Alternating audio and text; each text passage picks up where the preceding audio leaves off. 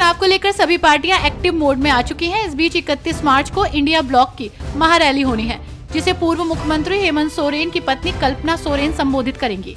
इस रैली में मल्लिकार्जुन खड़गे, राहुल गांधी, शरद पवार शामिल होंगे। जानकारी के मुताबिक इस रैली में इंडिया ब्लॉक का बैनर लगा होगा, जहां तानाशाही हटाओ, लोकतंत्र बचाओ का नारा लिखा होगा। चुनाव आयोग ने 2024 लोकसभा चुनाव में लड़ने वाले उम्मीदवारों द्वारा कार्यकर्ताओं को खिलाने पिलाने में खर्च होने वाली चीजों के लिए अब रेट तय कर दिए हैं।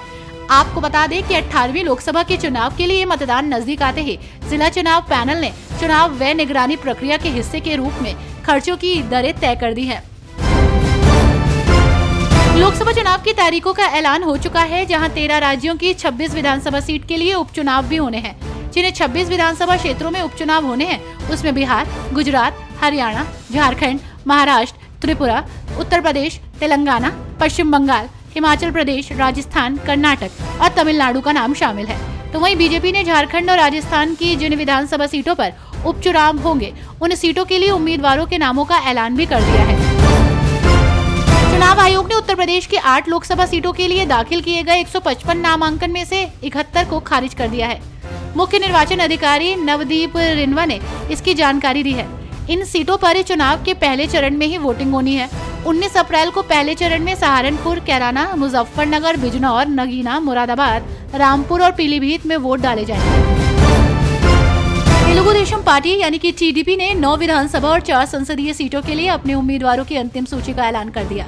तेजपा ने हाल ही में वाईएसआर कांग्रेस छोड़कर पार्टी में शामिल हुए सांसद एम श्रीनिवासुलु रेड्डी को ओंगोल सीट से मैदान में उतारा है।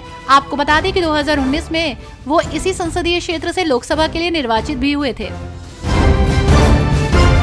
अमरावती से भाजपा उम्मीदवार नवनीत राणा ने अपने पति रवि राणा के साथ केंद्रीय गृह मंत्री अमित शाह से दिल्ली में मुलाकात की, जहां गृह मंत्री अमित शाह से मिलने के बाद नवनीत राणा ने कहा कि मैं जीवन में एक नई पारी की शुरुआत कर रही हूं। इसके चलते मैं गृह मंत्री का आशीर्वाद लेने के लिए यहां आई हूं। दिल्ली सरकार के मुख्यमंत्री अरविंद केजरीवाल ईडी की कस्टडी में है, तो वहीं दिल्ली सरकार में मंत्री और आप नेता आतिशी ने ईडी पर सवाल खड़े करते हुए कहा कि ईडी को सीएम अरविंद केजरीवाल के फोन का पासवर्ड क्यों चाहिए। इसी के आगे आतिशी ने कहा कि ईडी को नहीं बल्कि बीजेपी को चुनाव की रणनीति जानने के लिए केजरीवाल के फोन का पासवर्ड चाहिए। प्रवर्तन निदेशालय ने उत्तराखंड के पूर्व मंत्री हरक सिंह रावत को फिर से पीएमएलए के तहत पूछताछ के लिए समन जारी किया है। ईडी ने हरक सिंह रावत को वन विभाग की जमीन पर अवैध कब्जे और पेड़ काटने के मामले में ये समन जारी किया गया है। आपको बता दें कि ये समन 2 अप्रैल के लिए जारी किया गया है। इससे पहले समन पर हरक सिंह रावत ईडी के सामने पेश नहीं हो पाए थे।